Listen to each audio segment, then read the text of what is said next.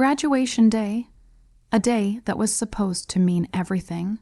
When I was little, I used to picture this moment, me in the cap and gown, the tassel swinging near my cheek, my family cheering from the stands. I'd imagine my mom waving her hands wildly, shouting my name, my dad giving me a proud thumbs up, and maybe even my little sister Hannah jumping up and down, filming me on her phone. But when my name was called, Emily Grace Carter, Bachelor of Science in Biology, the only sound that echoed through the hall was the polite applause of strangers. I smiled, but my hands were shaking. My eyes searched the sea of faces, rows and rows of proud families holding flowers, cameras, and hand-painted signs. There was laughter, tears, hugs, the beautiful chaos of love, and then there was me, just standing there. Alone, no one was waving. No one was clapping just for me. No one cared that I had done it. After years of double shifts, student loans, and nights crying over textbooks that blurred through tears of exhaustion, the auditorium lights felt harsh, and my throat tightened as I accepted the diploma cover. It wasn't even the real diploma inside that would come later in the mail. Somehow, that made it worse. The whole thing suddenly felt like a ceremony for everyone else. I had fought tooth and nail to get to this moment. My family always told me that college was a waste of time, that I should have been working full time to help out, like they expected. When I started classes, my mom said, "Don't expect us to pay for your little dream, Emily. We've got real bills, and your sister's dance lessons aren't cheap." So I paid for everything myself: tuition, rent, groceries, books. I worked mornings at a coffee shop and nights at a grocery store. My degree was built on caffeine and tears, and still I wanted them there. After the ceremony, my roommate Jenna found me by the fountain outside the hall. She had her arms full of roses and balloons her parents had given her. When she saw my empty hands, she frowned. "Hey, where's your family? They couldn't make it," I said, forcing a smile. She looked like she wanted to say something else, but instead, she pulled me into a hug. I held it longer than I meant to. After she left for dinner with her parents, I sat by that same fountain for nearly an hour. The sound of water trickling over stone mixed with laughter all around me. Parents taking photos, kids laughing, mothers crying into their children's shoulders. I wanted to cry too, but nothing came out. Just that awful hollow ache that sits somewhere between your ribs and your heart, like a bruise that never fades. By the time I got home to my small apartment, the sun had set. The air felt heavy. I still had the gown draped over my arm. I dropped it onto the couch and sat down staring at it. I opened my phone, no messages, no missed calls, not even a congrats text. I scrolled through social media. Hannah had posted pictures from the mall, trying on dresses for her sweet 16, tagged #princess_vibes, and #can't wait for my party. Mom had commented under it, "My beautiful girl deserves the world." I laughed one of those hollow, bitter laughs that come from disbelief more than humor. Deserves the world, but I didn't even deserve a seat filled at my own graduation. I turned off my phone and went to bed early, the kind of sleep that doesn't feel like rest, just escape. I dreamed that I was walking across the stage again, but this time, the entire auditorium was empty. No lights, no music, just echoes of my footsteps. When I woke up the next morning, my diploma cover sat on my desk. I ran my fingers over my name embossed in gold. Emily Carter, class of 2025. It looked perfect, but it felt meaningless. Still, I promised myself I wouldn't let their absence define my success. I told myself I didn't need their approval anymore, that maybe this was a sign to finally stop begging for love that would never come freely. But it's one thing to say you're letting go. It's another thing to actually do it. Because deep down, no matter how independent I pretended to be, a part of me still hoped, foolishly, that one day they'd be proud of me. That hope didn't die that night. It just went quiet, waiting for the next heartbreak to wake it again. And just a few days later, It did, in the form of a text message from Mom. One line that would finally make me see everything clearly. 3 days after my graduation, I finally stopped checking my phone. I'd been waiting stupidly, maybe for something. A call, a text, an apology.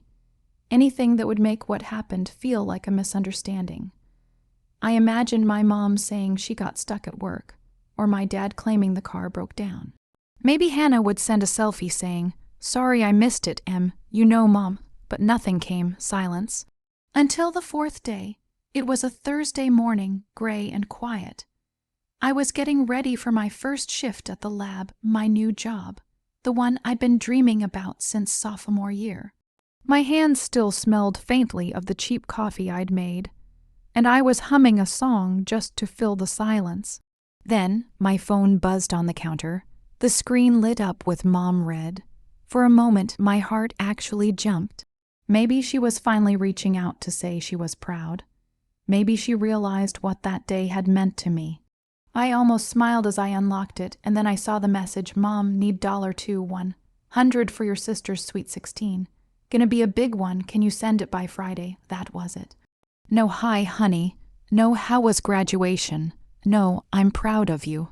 Just need $100. My first reaction wasn't even anger. It was confusion. My eyes lingered on the number $100. It looked absurd on the screen, like a ransom note. Then the anger came, slow and thick, like a storm cloud building. I stared at the message, reading it again and again. $100. The amount I had saved carefully for a new laptop. Maybe even a small vacation after years of working 2 jobs. And she wanted it for a party. A sweet 16 with pink lights, overpriced catering, and photos that would end up online with captions like #best night ever. She hadn't even asked. She expected, because that's what I was in our family, the reliable one, the responsible one. The one who would always step in when things went wrong, when rent was late, when the electric bill was due, when Hannah needed new dance shoes, when Mom's car broke down. I used to tell myself I was helping because I loved them. But that morning, staring at that message, I realized I had just been enabling them to keep taking. I typed and erased my reply at least 5 times. My first draft was polite. "Hey, Mom, I can't really afford that right now."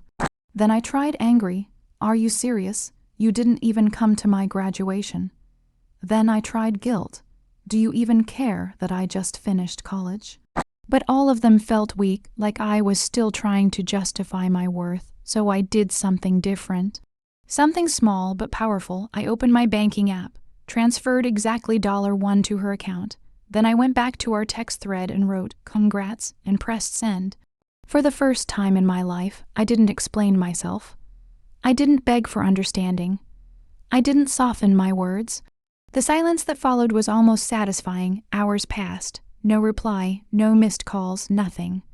I went to work, smiled at coworkers, focused on pipettes and lab notes.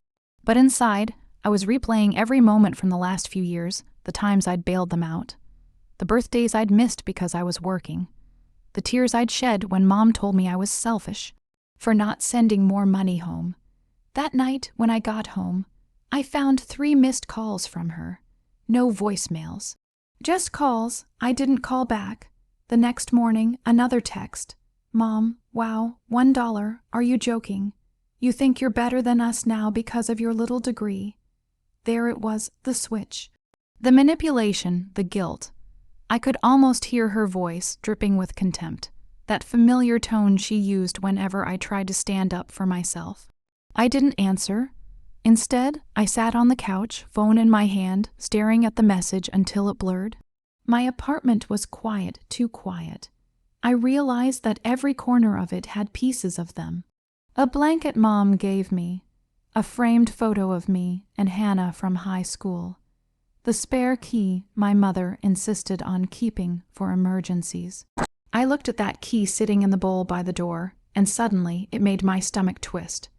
Why did she still have it? Why did I keep letting her in, literally and figuratively? That night, I made a decision. It wasn't a dramatic, movie-style epiphany. It was simple, quiet. I picked up the phone, called the landlord, and asked how much it would cost to change the locks. $30, he said. Do it, I replied. As I hung up, a strange calm washed over me. It wasn't happiness exactly, but it was close, something cleaner, sharper. It felt like drawing a line in wet cement before it hardened. When the locksmith came the next day, I watched the old lock click free from the door. I held it in my hand, cold, heavy, worn. The same lock my mother once used to let herself in unannounced to check if I was home to borrow things without asking. When the new lock clicked into place, it sounded like freedom. I stood there for a long time afterward, my hand on the doorknob, breathing in the quiet. For the first time, my apartment truly felt like mine. But peace never lasts long when you've lived your whole life putting out someone else's fires. Because 2 days later, peace turned into pounding. Loud, hard knocks at my door, and a deep voice calling my name. Miss Carter, this is the police. We need to speak with you. And just like that, my moment of liberation shattered like glass. The pounding on the door made my heart drop into my stomach. It wasn't the kind of knock you get from a friend or a delivery driver. It was sharp, deliberate, official. 3 knocks, pause, then 2 more steady and loud enough to shake the wood. I froze halfway across the living room. For a moment, I thought I was imagining it. Maybe I'd left a window open and something had fallen. But then a voice followed, Miss Carter, police, we need to talk. My throat went dry. I looked around like I could somehow find an answer lying between the couch cushions. Why would the police be here? I hadn't done anything wrong. But a sick feeling crept in, a knowing, sinking feeling. Mom, I walked slowly to the door, my hand hovering over the handle. Through the peephole, I saw 2 officers, 1 man, 1 woman, both looking professional but not unkind. The male officer held a clipboard. The woman's expression was calm but firm. I opened the door just enough to speak. Yes? Are you Emily Carter? The woman asked. Yes. I'm Officer Daniels, and this is Officer Reed. We received a report concerning a possible domestic dispute involving family property. Mind if we come in for a quick chat? My stomach turned over. Family property. I almost laughed, not because it was funny, but because it was exactly the kind of twisted phrasing my mother would use. Sure, I said quietly, stepping aside. They entered politely, glancing around the small apartment.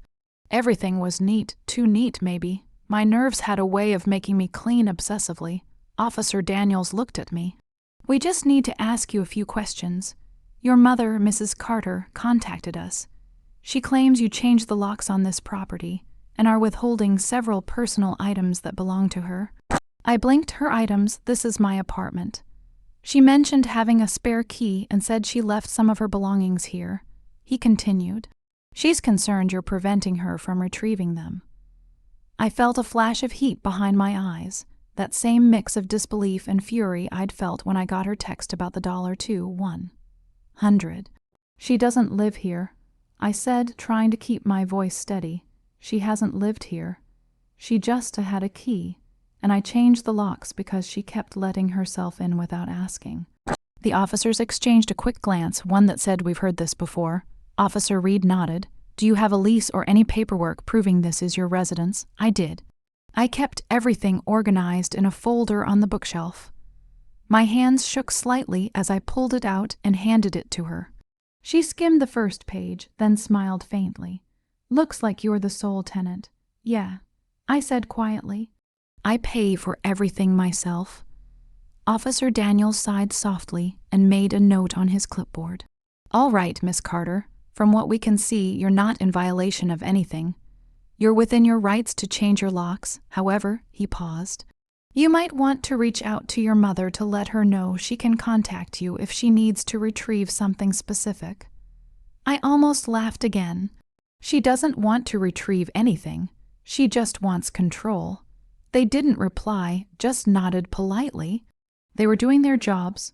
After they left, I shut the door and locked it, the new lock clicking into place with that same satisfying sound. Then I leaned against the door. sliding down to the floor until I was sitting with my knees pulled to my chest. My hands were trembling, not because I was scared of the police, but because the whole thing confirmed what I'd been trying to deny for years. My mother didn't just manipulate. She weaponized authority. She knew how to make me look like the problem. That night, I couldn't sleep.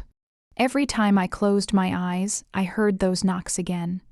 My brain replayed all the small moments that led here, the phone calls asking for just a little help. The guilt trips about how family sticks together. The way she'd sneer whenever I tried to have boundaries. I realized something important. I hadn't just changed a lock. I'd started a war, but not the kind fought with screaming or slammed doors. This was a quiet war, fought with silence, independence, and proof of my own stability. The next morning, I called my therapist, someone I hadn't seen in almost a year, and booked an appointment. I told her everything. She listened quietly, then said something that stuck with me. "Emily, sometimes when you start healing, the people who benefited from your brokenness will call it betrayal." I felt that sentence in my bones. For years, I'd been the caretaker, the fixer, the provider. Every dollar I earned came with a silent understanding. It wasn't really mine. It belonged to the family, and when I finally kept something for myself, my peace, my home, my hard-earned boundaries, my mother called the cops. That week, I started documenting everything: screenshots of messages, copies of my lease, photos of the apartment, timestamps. Not because I planned to use them immediately, but because I wanted to be ready if she tried again. I wasn't the scared, obedient daughter anymore. I was prepared. Over the next few weeks, the silence between us grew heavier. No more texts, no more calls, not even insults. It was almost peaceful. I started going on morning walks before work, listening to music, feeling the cool air on my face. I got promoted early. My supervisor noticed how detail-oriented I was. For the first time, I was doing things just for me. But every now and then, I'd get a notification, someone tagging me in one of Hannah's posts. The Sweet 16 was happening. Photos of pink lights, tables full of desserts, her wearing a silver tiara. My mom smiling next to her, captioned, "So proud of my beautiful baby girl. Couldn't have done it without family." That last line cut deep because I knew exactly what it meant. She wanted me to feel guilty, to regret setting boundaries. But instead, I smiled. Because even though she didn't know it, she'd lost the one person who used to fund her chaos, me. And while they posed for photos in their rented ballroom, I was sitting in my quiet apartment, sipping wine from a cheap glass, staring at my diploma framed on the wall. For once, it didn't feel empty, it felt like freedom. Still, I knew better than to believe the war was over. My mother never let go that easily. And soon enough, life would give me the sweetest chance to show her that the daughter she underestimated, the one she dismissed, ignored, and used was finally done being her victim. 6 months, that's how long it had been since the police came to my door. 6 months since my mother tried to turn my independence into a crime. After that day, the silence between us became a kind of freedom. I didn't block her number, not yet, but I stopped responding. Every now and then, I'd get a text meant to bait me. "Hope you're happy making your family suffer. Your sister's crying because you didn't show up. You'll regret treating your mother like this." I read them all and never replied. At first, the guilt lingered. I'd catch myself staring at my phone, wondering if I should just call her, make peace, smooth things over like I always had. But every time I imagined her voice, I remembered that knock on my door. The cold panic of hearing the police say her name. No, enough was enough. By then, life had started to shift in ways I'd only dreamed about. My lab promoted me again. I was now leading a small project on genetic markers for rare diseases. I bought myself a car, old but reliable. I was even saving for a trip abroad, something I'd always told myself was too selfish before.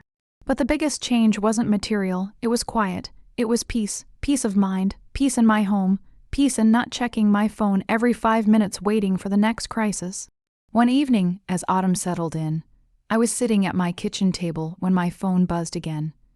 It was a number I didn't recognize, but the message made my stomach twist. "Hey, Em, it's Hannah. Mom's in trouble. Can we talk?"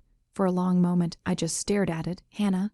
My baby sister, the one who used to beg me to braid her hair before school, the one whose laughter had once been the only warmth in that house. Part of me wanted to ignore it, to stay wrapped in the safety of silence. But another part of me, the one that still loved her, couldn't. So I called Emily. Her voice was small, shaky. "Hey," I said softly, "what's going on?" She sighed. "It's Mom. Things aren't good. The Sweet 16 party was way over budget. Then she lost hours at work, and, let me guess," I interrupted, my voice colder than I meant. "She needs money." Hannah hesitated. "Yeah. She said you cut her off, and that's why everything's falling apart. She's behind on rent, and the bank's been calling. She might lose the house." I leaned back in my chair, staring at the ceiling. It was like déjà vu. The same script, same tone, same manipulation. Just a different messenger. "I'm sorry, Hannah," I said finally, "but I can't fix this for her, not anymore." "I know," she whispered. I didn't know who else to call. She's been awful to you. I see that now. I didn't before." That cracked something open in me, not sadness, but a quiet ache. For years, I'd told myself I was done caring. But hearing that tiny bit of validation from my sister, it meant something. We talked for nearly an hour. About her school, her plans, the way she was starting to notice the patterns, the guilt trips, the manipulation, the constant chaos. I didn't tell her what to do. I just listened. Before we hung up, she said softly, "You're stronger than any of us, Em.